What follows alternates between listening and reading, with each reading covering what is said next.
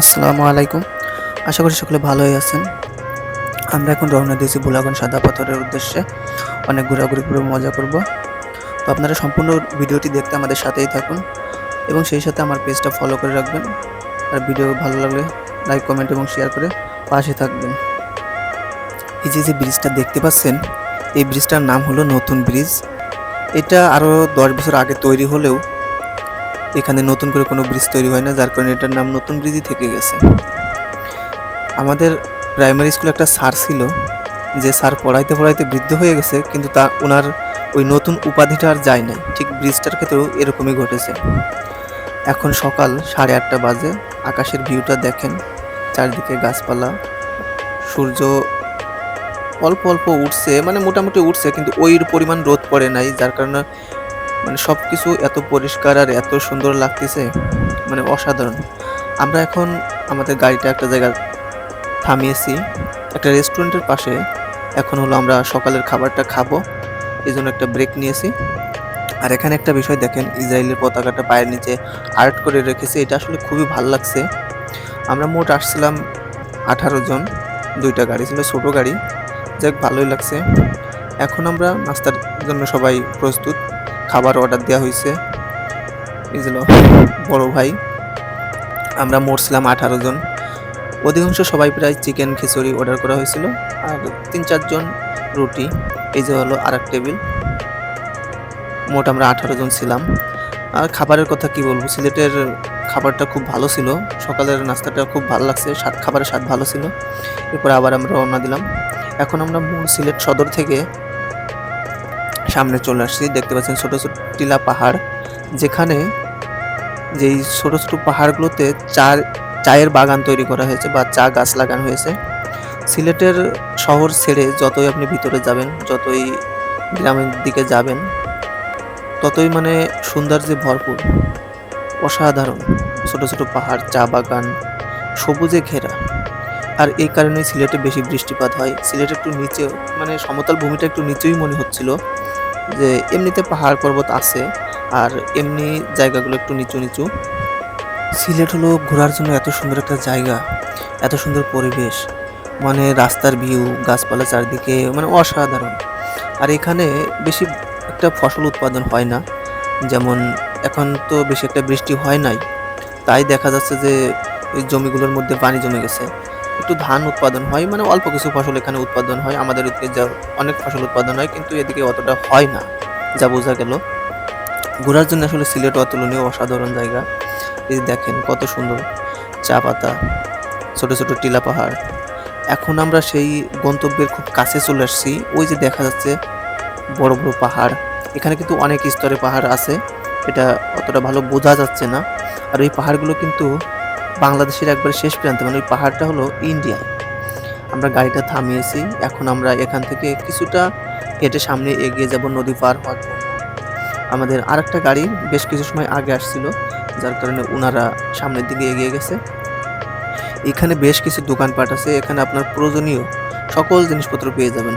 Cosmetics, খাবার দাবার, এরপরে পোশাক, খেলনা, তারপরে মানে যা প্রয়োজন একটা মানুষের যা চাহিদা থাকে, প্রায় সব ধরনের জিনিস এখানে পাওয়া যায়।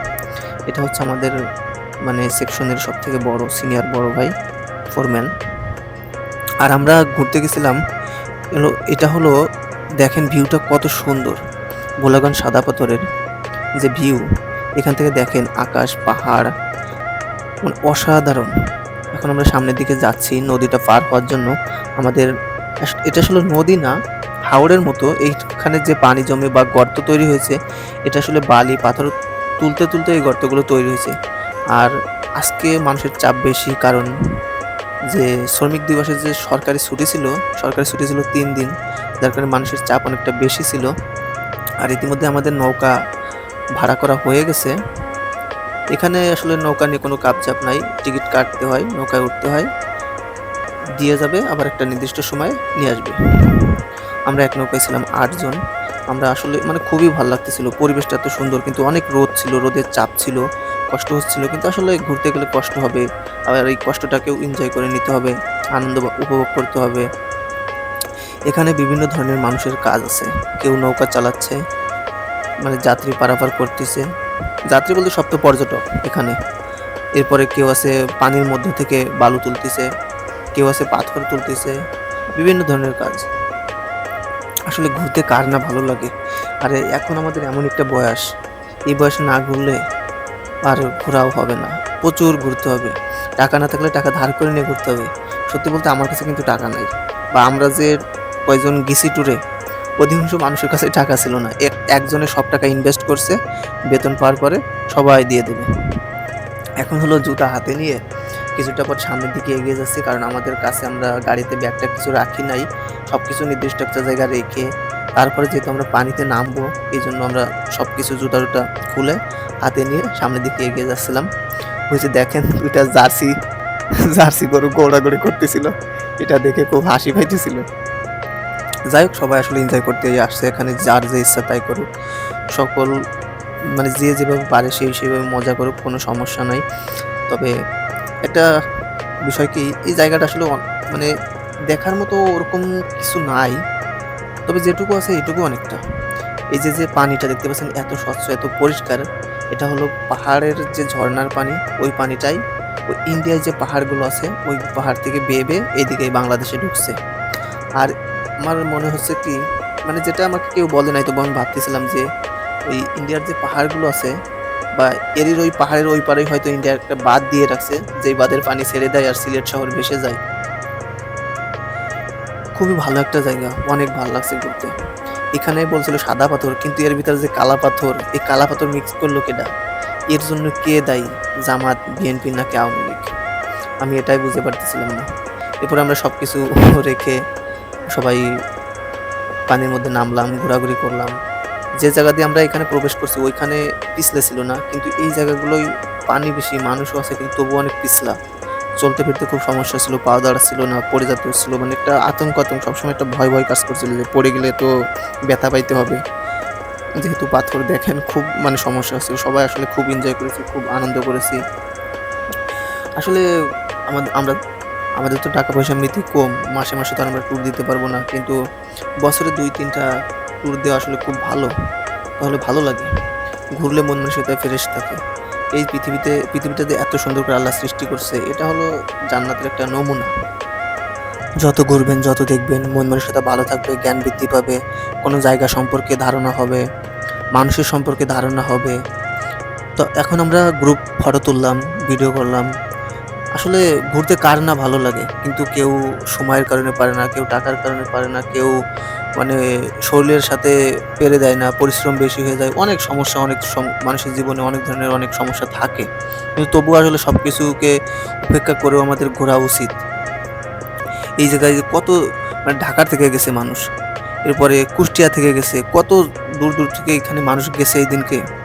আর এই যে পাহাড়ের কথা কি বলবো ভাই, এই পাহাড় আমার কাছে মনে হচ্ছিল ইন্ডিয়ার কি নাই, ইন্ডিয়ার এত বড় একটা দেশ, এই বাংলাদেশের 26টা সমান একটা ইন্ডিয়া, তো ওর কি দরকার ছিল এই পাহাড়গুলো নিয়ে? আর কেরে ভাই, তুই ওই পিছনের পিছনের ওই পাহাড়ের পিছনের কি বলে, পাহাড়ের পিছন থেকে আমাকে দিতি, আর তুই পাহাড়ের ওই সামনে থেকে করতি, তুই নিতি না। ও পাহাড়টা নিয়ে এরপরে দেশে ওই খালের জায়গা ঢুকতেছে আমাদের কে, তুই পাহাড়টা সহই দিতি, আমরা একটু পাহাড়ে উঠতাম।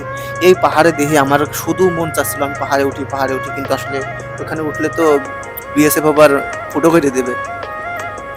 এখন হলো আমরা সবকিছু ঘুরে ঘুরে চলে আসছি, ওইখানেই আমরা লাঞ্চ করছিলাম, কিন্তু আসলে ভিডিও করার জন্য স্পেশাল সেরকম কোনো মানুষ না থাকার কারণে আমি ওইভাবে ভিডিও করতে পারি নাই, মোটামুটিভাবে যতটুকু সম্ভব হয়েছে করেছি।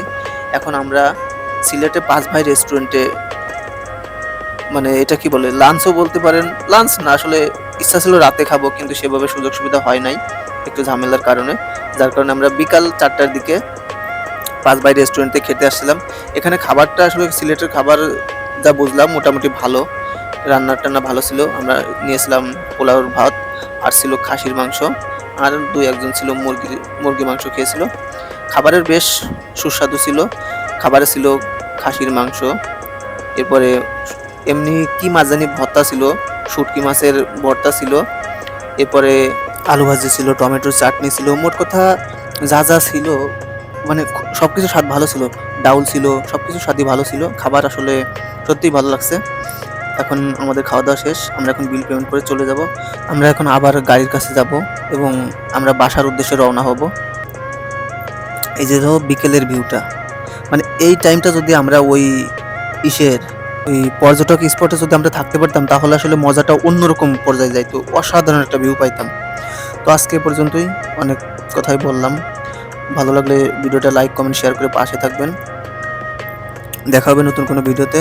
সবাই ভালো থাকবেন, সুস্থ থাকবেন। আল্লাহ হাফেজ।